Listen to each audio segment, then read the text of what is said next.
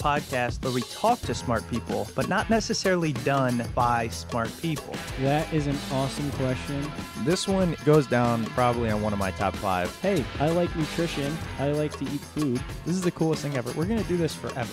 I wish I paid more attention in that class. You know, I'm going to be honest, I don't understand that. As a man, I don't get it.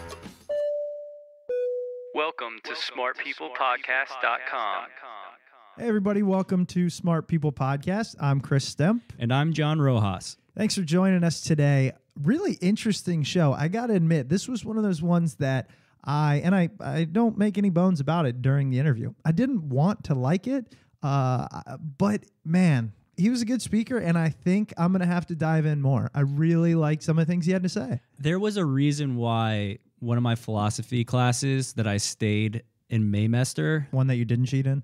Yeah, of course. I didn't know that was there. Of course, Mom and Dad. No, but the one that I stayed for in May, it was my favorite class. The guy, I mean, obviously being the philosophy teacher, he was also like a championship kickboxer and all this. I mean, he was just a crazy, well-rounded dude. Here's the thing. Everybody wants to be a philosopher. Of course. It's the coolest thing ever. But usually, I don't know the connotation that it has. Well, you heard what Stefan said, too. He said... You just gave his name away. No, that's true. We were going to hold that. We can bleep that. But you heard what he said after he graduated. He was like, oh, that was really cool, but now I've got to do something that actually pays money. Yeah.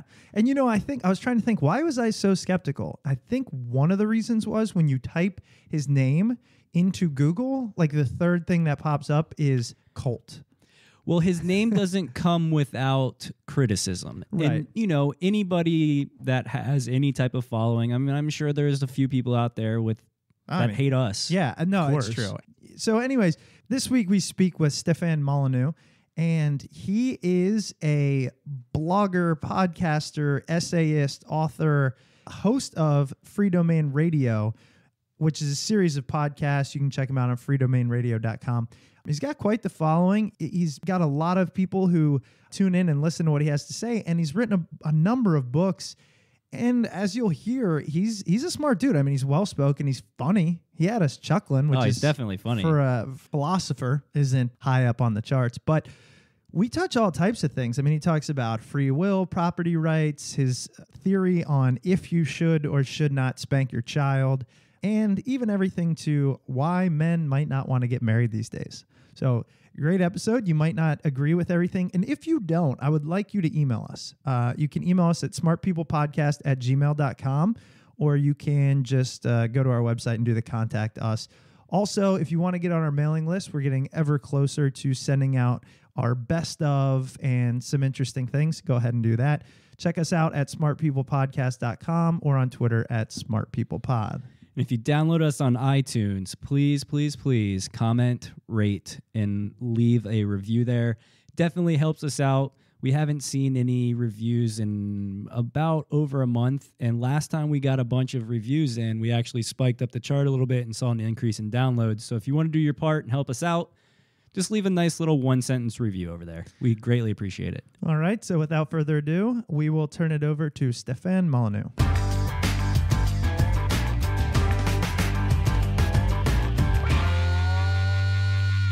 We really just wanted to start off and talk a little bit about the brand that you have built, the Empire of Stefan.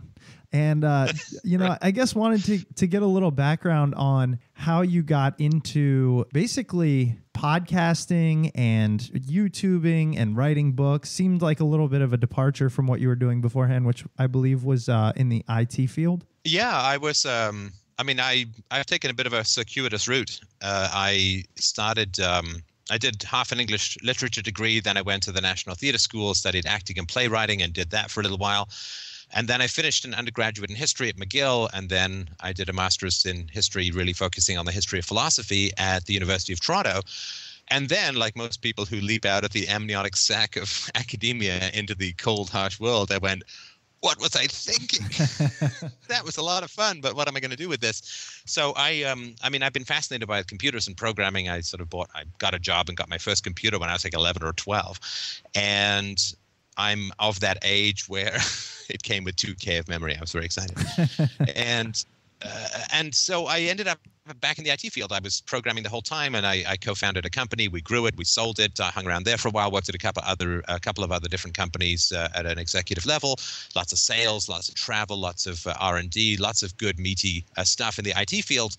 But I had a kind of a long commute, frankly, and I was tired of listening to audiobooks. And so I thought, I've been thinking and studying philosophy off and on for the past sad number of decades.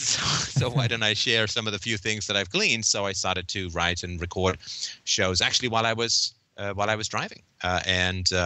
So I did that. I started publishing them. They got some interest. And then people said, hey, we could donate to you. And I thought, well, okay, that might be a little bit of gas money. And it turned out that the donations were more than I expected. So after, a year or two of doing that, I thought, I've been an entrepreneur. Let's just take another swing at it. And so I left my career and decided to go full-time into the podcasting world, and then, just videos and that. And I ended up being not too bad at public speaking, so I've done a lot of speaking engagements throughout North and South America, and just trying to spread the good old polysyllabic back rubber philosophy to as many people as I can get to lie down on a soggy mat. Probably that metaphor got away from me. Sometimes, the metaphor, you write it, and sometimes it just throws you. That would be an example of the second kind. No, it worked for us. And of course, the podcast and YouTube, all that you talk about is Freedomain Radio. And I was wondering, what is the philosophical basis for what you kind of decided you were going to talk about? I mean, you have some very staunch beliefs. I don't know the best way to put it, but obviously things that will garner attention, criticism, and obviously a lot of people enjoy it. So I was kind of wondering if you could explain to our listeners who aren't familiar the background for it and the basis. Yeah, I mean, technically, the Latin for them is deranged certainties. So I'll defer to the big Latin on that. Well, the basic idea is that there is objective truth. It can be discovered by reason. Reason in conjunction with evidence. The old scientific methods. Reason in conjunction with evidence is the royal road to a truth that you can really take to the bank. Oh, that's not a good metaphor these days anymore, is it? That you can be certain of. That you can set your feet in concrete and throw yourself to the bottom of the ocean of truth and certainty. There we go again. Anyway, so the idea is that, Socratic reasoning, as Nietzsche phrased the Socratic approach, reason equals virtue equals happiness, right? So you have to be rational in order to be virtuous. You can't be virtuous just by obeying something, by obeying a law, by obeying someone, by obeying a group, by obeying a country, by obeying a dictator or a teacher. You have to be rational in order to be virtuous. Now, if you're virtuous, which can only be achieved through rationality, then the idea is, the dice that you roll is, if I am rational, I can be virtuous. If I'm virtuous, that gives me my greatest chance for happiness. And so that's really what I'm trying to work into people's brains. So much of our ethical life is either command-based, in other words, do it because someone in authority tells you that it's right or wrong, it's where you end up with these horrible experiments that were done in the 60s where 60 or 70% of people would actually push a button and kill someone in America if someone in a lab coat, in a simulated experiment, if someone in a lab coat told them to do so, because we're raised to just say, well, that's what the teacher says, that's what the law says, that's what the government says, that's what my father or mother says, that's what culture says, that's what everybody says. That's not a good road to virtue. I mean, following the herd just usually leads you off a cliff. On the other hand, there's a kind of supernaturalism which comes from the religious side of ethics, and religion and philosophy are not close. I would say kind of opposite ends of the spectrum.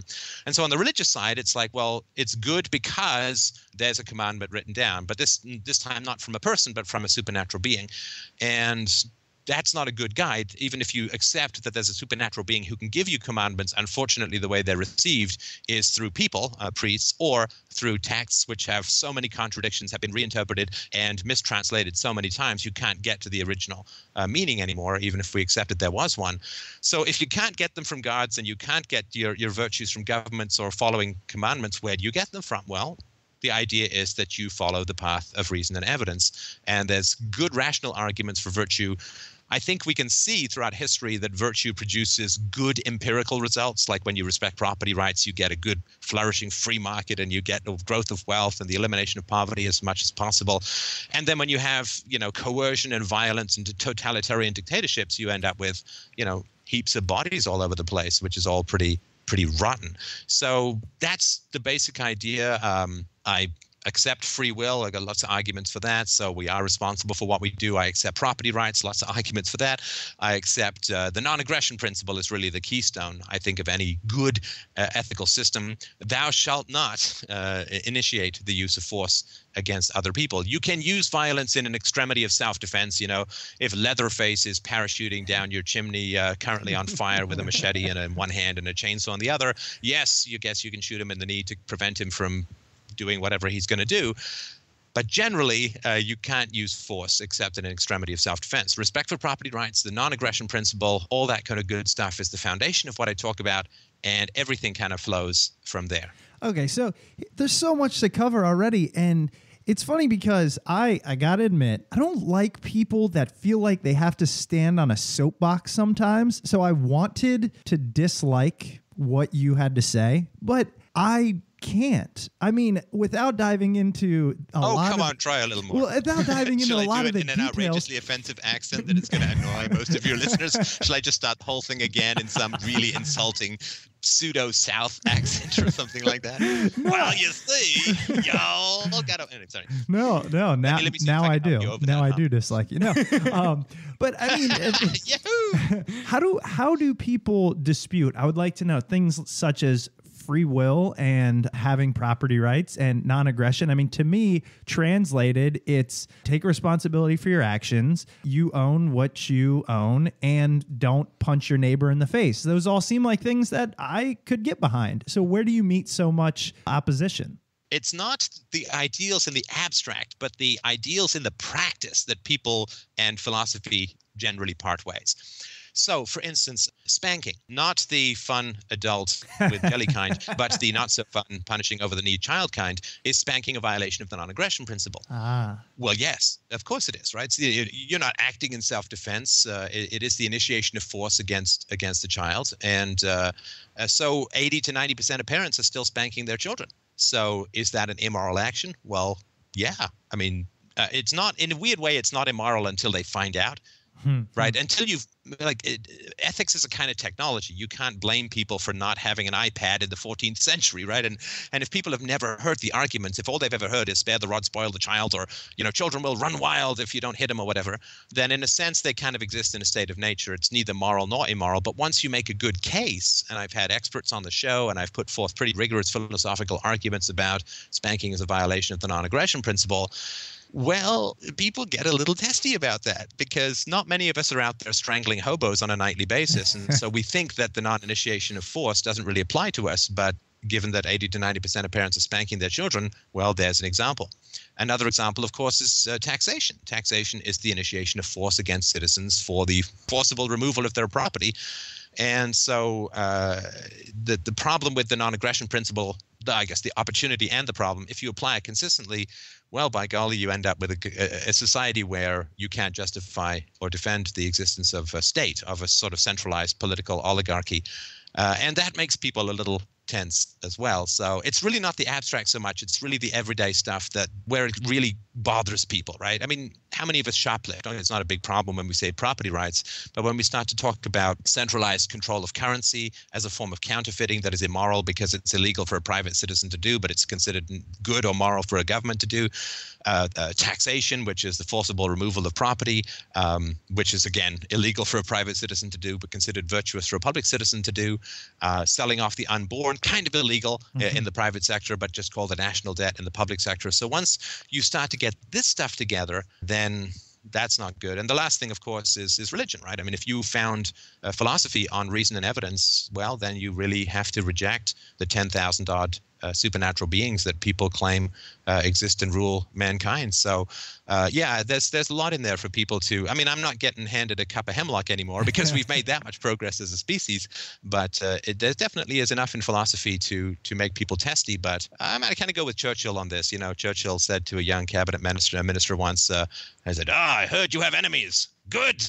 That means you have stood up for something sometime, somewhere. And I think there's a natural result of that. No, I actually agree with you on that one. And clearly the religious argument, that one, no matter what your stance is, somebody's going to hate you and wish you dead. So I kind of throw that one out. But the other one still, I have no qualms yet. So I'm going to move on. What, John? You have some? I actually thought it was interesting because I think you almost said it as a throwaway comment when Leatherhead was coming into your house and you mentioned shoot him in the knee to stop him from doing whatever you would do to him. There's probably people that you pissed off with that statement because I know a lot of people that are really pro guns and it's, hey, if you break into my house, I'm blowing you away.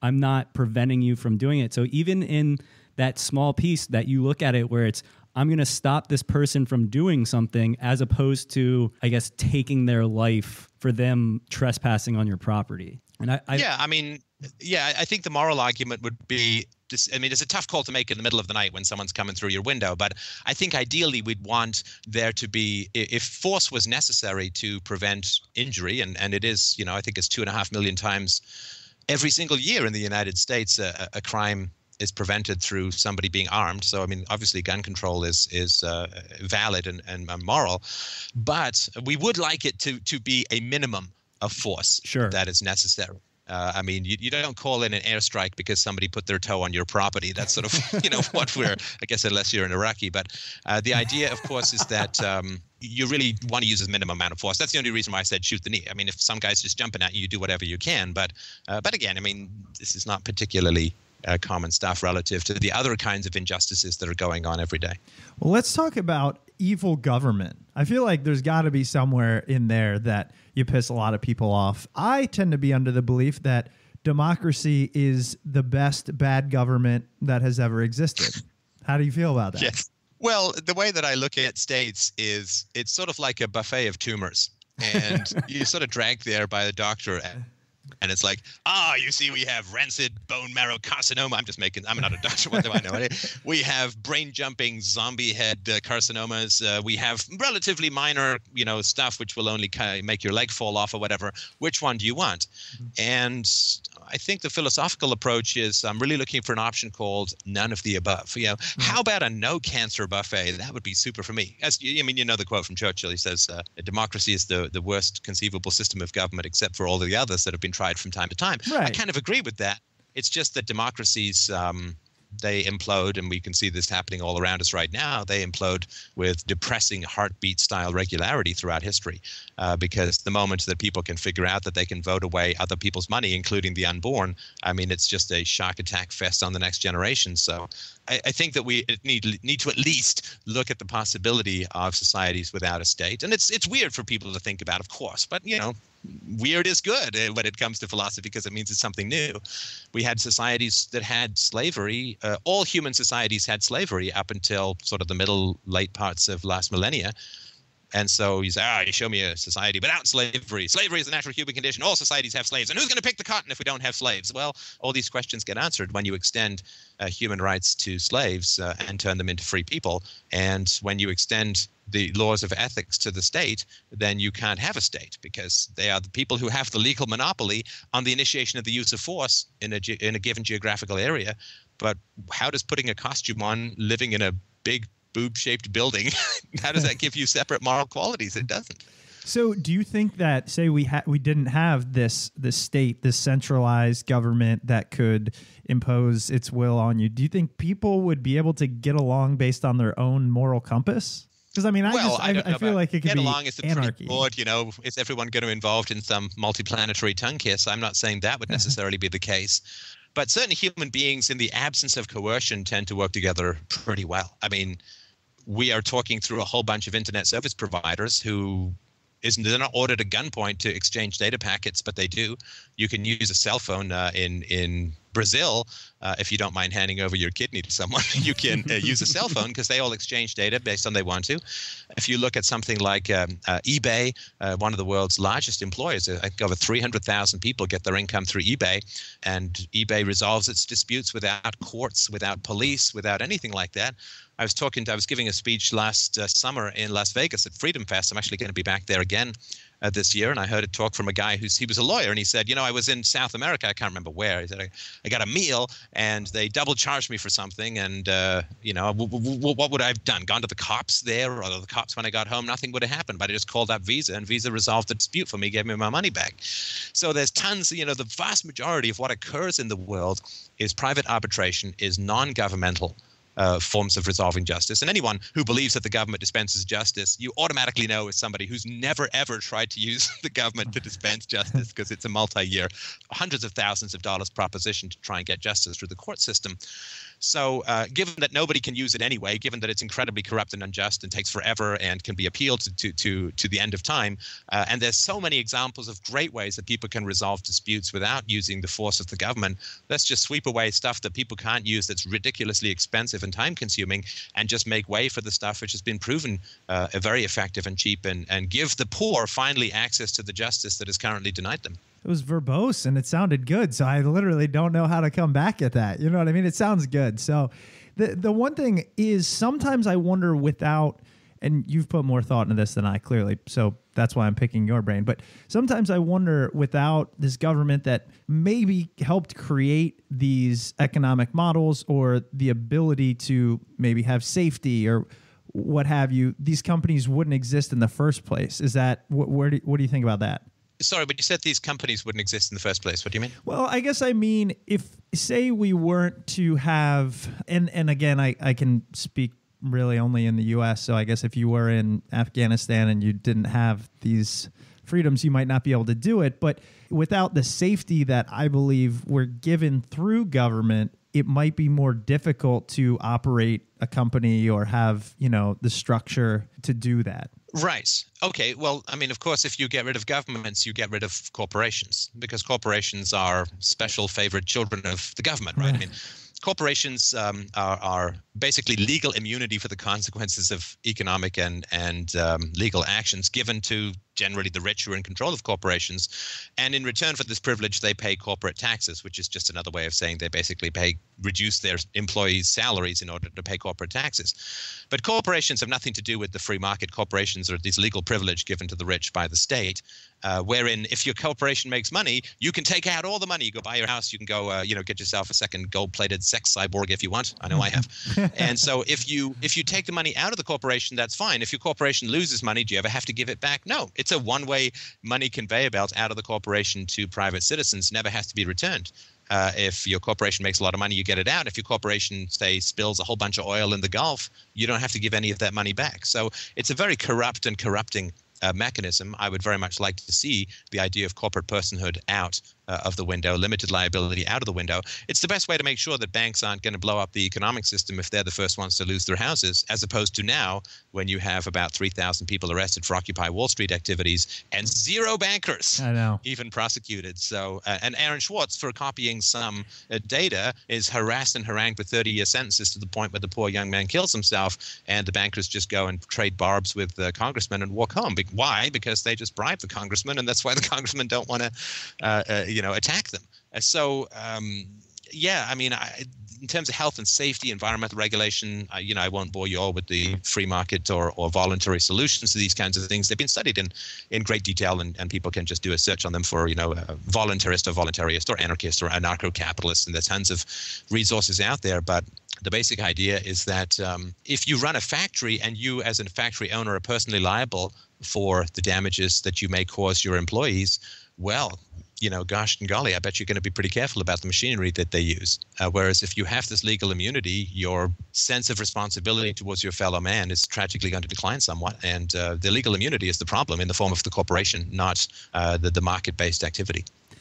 In a free market, I mean, what is the alternative to corporations? And then how does a business get to that point? Like if somebody had the idea of an iPad without the backing of a corporation and all that money to go into research and development, it's kind of hard to make the iPad. So how do businesses or how do person-to-person transactions develop into how successful corporations have become? Yeah, I mean, this is the if I'm not Genghis Khan, how could I possibly have children argument, right? Okay, he had a lot of children, but it wasn't particularly voluntary. People are still going to get together. They're going to get together and create entities or groups or organizations. I hesitate to call them corporations because that's a specific legal fiction created and maintained by the state. But yeah, of course they're going to get together. They're going to get investment. They're going to have contracts between each other and so on. And they're going to present the contracts to the shareholders, and the person who has the best contract is going to win. And that kind of contract is going to become a template, and the contract is going to balance shareholder rights with employee rights, with manager rights, and so on, and customer rights as well. So I mean, I have no idea. I mean, you can't invent the future. That's why we need freedom, right? I mean, you can't know what's going to take the place of slaves picking cotton. You wouldn't imagine that it's giant robots running on crushed dinosaur tree juice sweeping back and forth across the plains. I mean, nobody would guess that. But what you do know is that people will still get together and cooperate to produce things. There will be aggregations of entities. They'll be called, I don't know, iPad Borg machines. I don't know what they'll be called, but there'll still be aggregations. It's just that there won't be this specific legal immunity from the consequences of your actions, which is, which has done a huge amount to discredit business. Business, of course, is completely messed up by the state in so many different ways. I mean, the stock market is completely messed up by the state with, crazy regulations, the government controlling the money supply, government controlling interest rates, which is the incredibly sensitive signal that businesses need to know the price of money and the value of investment. The fact that there's this pseudo-regulation lowers people's defenses because they say, oh, the government's regulating things, so it's okay. Nothing could be further. There's nothing more dangerous when the government is pretending to regulate something, because it's like having some illness, but it has no symptoms. It's like, oh no, I want symptoms. I want there to be pain if I'm not well. And of course, the government forces huge amounts of money into the stock market that just plain doesn't want to be there, right? Because, if you've got retirement savings or other kinds of investments, you have to put it in the stock market or the government's going to take it from you in the form of higher taxes. So, I mean, what we see now is like a completely mutant zombie portrait of the original that doesn't have anything to do with what a genuinely free market would look like. And I think it's just, I hate to point that out in too long a segment. I really want to point out that we have to make, I think, the decisions on what's right or wrong according to principles, not according to what might happen or what might not happen. The initiation of force is wrong, and if we accept that, we can't create a special exclusion for government. It's incredibly dangerous. It's like gun control. I mean, nobody wants gun control. You either want guns to be available to human beings in general, or you want guns to be only available to the government and not to the citizens. And boy, has that ever caused problems in history? Yes, I think it has. So it's just around having a common moral standard. And if you have that, a lot of our existing institutions are revealed as not so much on the sunny side of the street when it comes to ethics. So from a philosophical level, what needs to change for our thinking? Because, I mean, when you look back in history, a lot of stuff has been dictated by religion, governments, and that kind of stuff. And we're it's kind of in our code now to always look to something to lead us. Now, when you talk about this, like how do I go about thinking? I'm just thinking out loud here, so I apologize for trying to phrase it. Yeah, we're going to have to edit that question. Yeah, that's okay, though. How do you go about imagining that society? I mean, what is the first step? Well, the first step is to recognize that in any evolution in human ethics, it's always earlier than you think, because I've been working with this stuff for 30 years, I guess, since I was about 16 or 17. I've been working studying philosophy. So for me, it's like, okay, I get it. I understand it. And I've accepted, worked through it. For the majority of people, I mean, you're sort of saying, hey, see that fiery gorge? Let's all jump into it. Don't worry. The winged god Poseidon will, take us away to some magical, wonderful utopia. And, where Lady Gaga never got a hip injury and we can dance with her all night long. So, so the way it looks from the outside is very different from the way it looks from the inside. If you look at revolutions or evolutions in history, anti-slavery, it took about 150 years. From Mary Shelley Wollstonecraft publication of Vindication of the Rights of Women in the early 19th century, took about 150 years for the equal rights for women to come across. So even with the accelerating mad joy juice of the internet, instant share and all that kind of stuff, the giant copy machine, as Aaron Schwartz called it, we can accelerate that a little bit, but it's still generations away. And the way that we do it is we don't worry about the existing institutions. I mean, the existing institutions only exist because of people's belief in them. It's a weird kind of thing, right? I mean, a church is a building without faith, and a government is a museum without patriotism. So people's belief in these institutions is what gives them their power. And that's different from everything else. It's not my belief that the sun is hot that makes the sun hot, right? It's not my belief that gases expand when heated that makes them exist. That's just a fact. That's a reality. But almost everything that's cultural or social exists because we believe that it exists. And so you can't fight the institution because that's the mere shadow of a belief, right? Like if you want to change where the shadow of a statue is, you don't push the shadow. I mean, that's just an effect. So you have to change the cause of these beliefs. And you can do some of that through, rational enlightenment, through Socratic questioning, through all that kind of good stuff. But the vast majority of it is going to have to be done intergenerationally through introducing philosophical concepts into parenting. I mean, if we raise our children without aggression, without dominance, without punishment, without hierarchy, and I'm a stay-at-home dad, have been for over 4 years now, so I am practicing what I preach, and I can tell you it works out incredibly, beautifully, wonderfully, magnificently, fantastically well. But if we raise our children without spanking, without hitting, without yelling, without intimidation, without punishment, then they won't grow up obeying out of fear.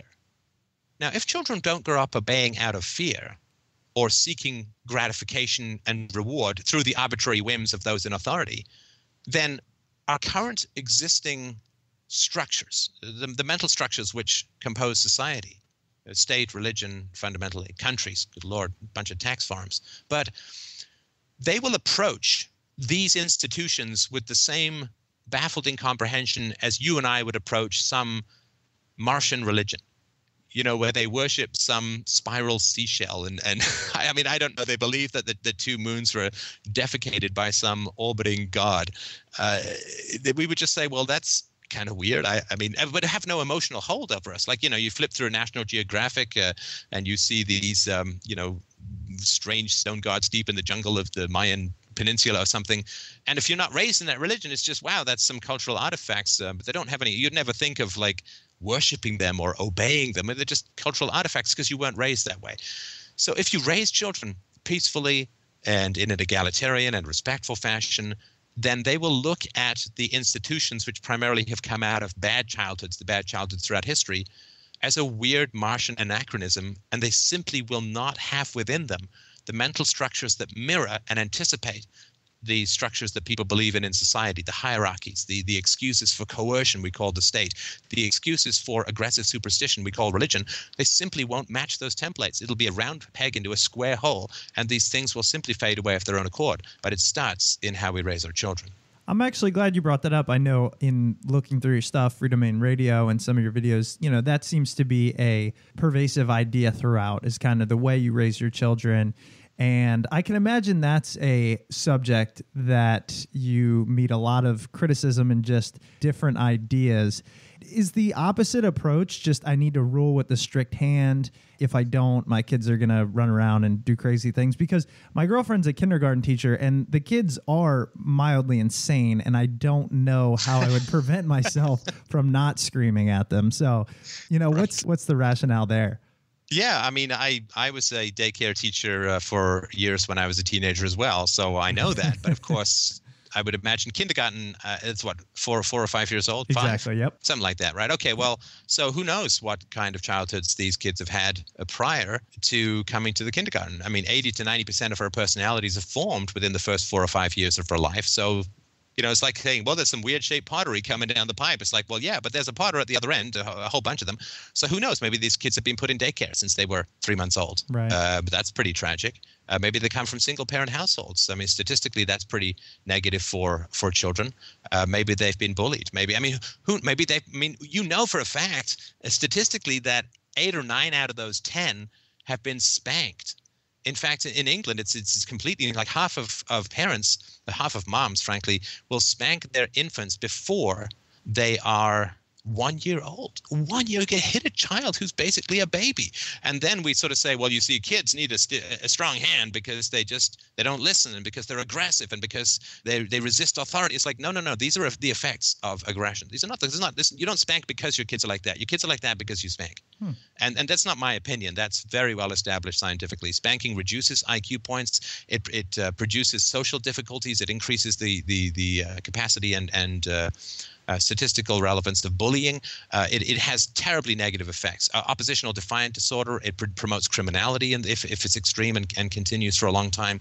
So if you say, well, kids, they're so crazy, they're so unmanageable, they're so undisciplined, they don't listen, and therefore we need to hit them. Well, I mean, this is the cause and effect is backwards.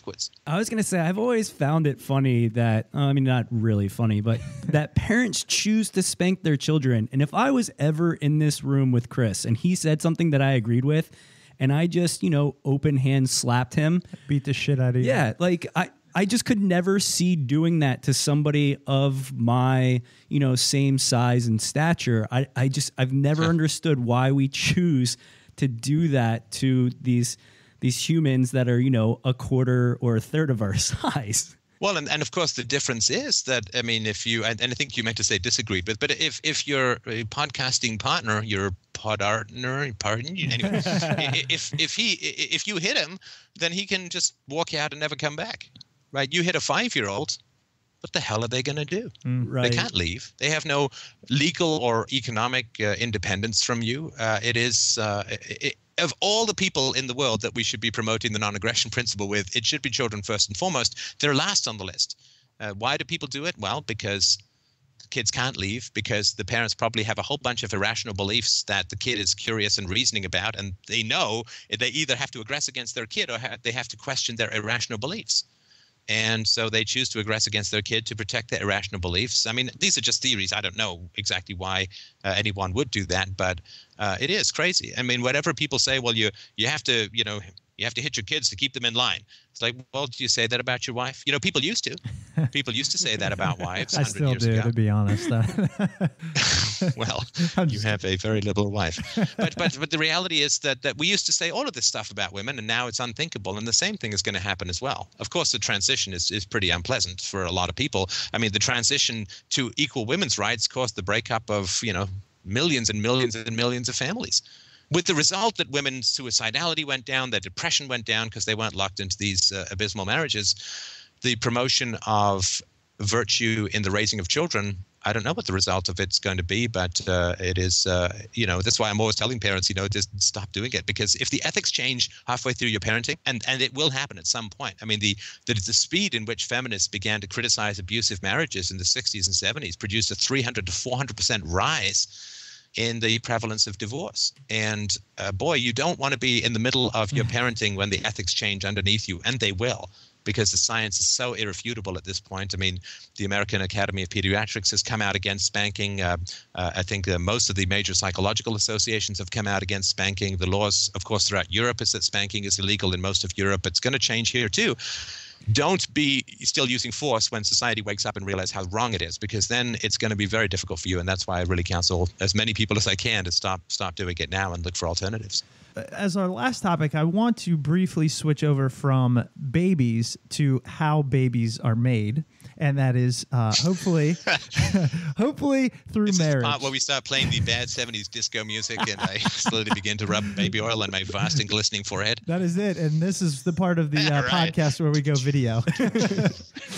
No, John told me, and I didn't come across this, but you did, I don't know if it was an article or a video about why men don't want to get married. I would like to know your theory, because as a man probably on the precipice of that, I'd like somebody on my side. I am happily married and have been for over 10 years. I'm joyfully married. So marriage is wonderful, but modern marriage is extremely dangerous for men. Extremely dangerous. So, of course, since the advent of no-fault divorce, a woman can wake up one day and just say, I don't want to be married to you anymore. And she can just leave. And then you're on the hook for alimony, palimony, child support, and so on until the end of time. That's a huge problem. One of the things that has occurred, of course, in the modern world is there has been a general displacement of fatherhood by the state providing free healthcare, by the state providing child support payments, by the state providing free, though horrible, daycare in the form of public schools. And so what's happened, I think, as you can see, is that we've gone from Ward Cleaver to Homer Simpson, right? We've gone from the idea that a man is a valuable, essential, integral part of the family unit to the idea that a man is a decent sperm donor, and if he's around, it doesn't cause too much trouble, I guess we'll put up with him. But he's kind of an itchy, scratchy, childish lout who I'm probably better off without.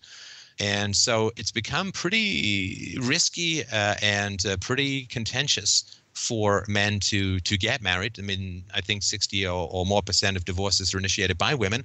And the major reason given is dissatisfaction.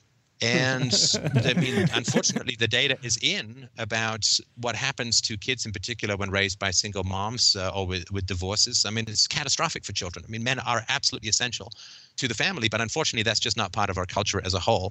And I had Dr. Warren Farrell on my show a couple of weeks ago. He's actually coming back to do a 2-hour call on this coming Sunday at 10 a.m. But he's got a great argument, which he says also generally in the past we've chosen people who can't love us. We've chosen people who can't love us. So women will choose guys who make a lot of money. And guys who make a lot of money tend to be kind of cold-hearted. Like, you know, if you're a lawyer, you don't exactly want to see the other person's point of view. You want to kind of be dominant and win-lose and all that. And so then they say, well, I married him. He has a lot of money. He's a doctor. He's a lawyer. But he's emotionally unavailable. It's like, but that's why he has all that money, because he's kind of a cold-hearted guy who dominates and gets money. And men, on the other hand, will choose a woman who's physically attractive, who tends to be, you know, shallower, self-involved, kind of narcissistic, and therefore not able to love him. So, I mean, you can bypass all of this stuff, you can surmount all of this stuff, but you got to have really, I think, basic questions about values. You know, how are we going to raise our kids? Are we going to use coercion? Are we going to use reasoning? Are we going to raise them religious? What do we do with in-laws? We have to have all these conversations. There is this, you know, romantic comedy thing, the idea that you see, you connect, and love takes you all the way over the rainbow, and that's a very dangerous notion. I mean, the biochemistry of love is you've got about 6 months till the hormones wear off, and you sort of stare at each other in a world called reality.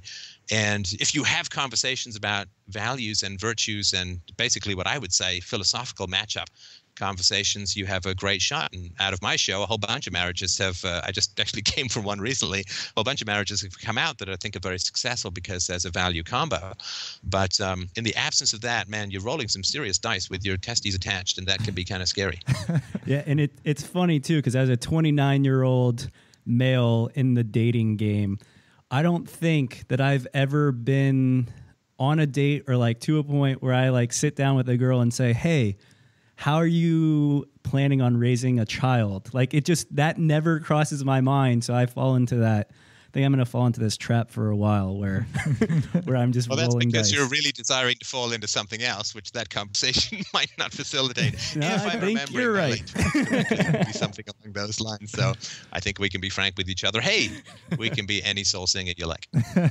Well, I know we have kept you on a little longer than we said we were, but it was actually a fantastic conversation. I really like a lot of things you have to say, and despite my best efforts, I really enjoyed it. So if you could, well, listen, just for my listeners as well, since I'll obviously put this out on my own channel as well. If you guys can give your vital statistics, let's put it out to. I got 60,000 YouTube subscribers. Let's get it at least out to them. If you want to give us your website, mine of course is freedomainradio.com for your listeners. But what's yours for mine? We are smartpeoplepodcast.com. And you can check us out there. Every Sunday we release a new episode. So I really appreciate that, the little plug there. So, sorry, are you saying that even after this conversation, you're still going to call yourself Smart People's Podcast, not, glib people with artificially intelligent accents who just make stuff sound good podcast? Oh, that would be kind of a tough URL to get a hold of. I'm sure that's already taken by some major conglomerate. But I'm glad to know that the name is going to stick. That's good. I have to admit, I am jealous of the accent. I've always wanted one. So maybe I'll have to move to Australia for 10 years or something. Yes, that is a very high price to pay to get an accent, which I don't know that the Australian accent, oh no, here come all my Australian listeners. Yeah. I don't know that the Australian accent is the one you want for artificial pseudo-intellectuality. I think my general tour of the colonies accent is the one that you want, where it's kind of indefinable. It doesn't give you that really annoying, teeth-grating, I say what, upper-class British accent. Neither does it give you the Canadian accent, which just makes you want to stuff a donut up people's nose. So I think you really want to mix it up a little bit. Just don't be too generic. Just be the accent that's slightly smarter without annoying too many people. I like that. Yeah, and I haven't even heard a boot or a, so you definitely hid the Canadian. I'll tell you that much. Excellent. All right. Well, again, thank you so much for being on the show. Really appreciate it. And best of luck with Freedomain Radio, although you don't need it. You're killing it. So well done. Thank you so much, guys. I really appreciate the chat. Let's do it again sometime. All right. Sounds great. Have a good night. Bye. Bye-bye. Welcome back. Hope you guys enjoyed that interview with Stefan Molyneux. If you enjoyed what you heard, you can check him out at freedomainradio.com. Don't forget to check us out, smartpeoplepodcast.com. It was good to have you. Make sure you come back next week.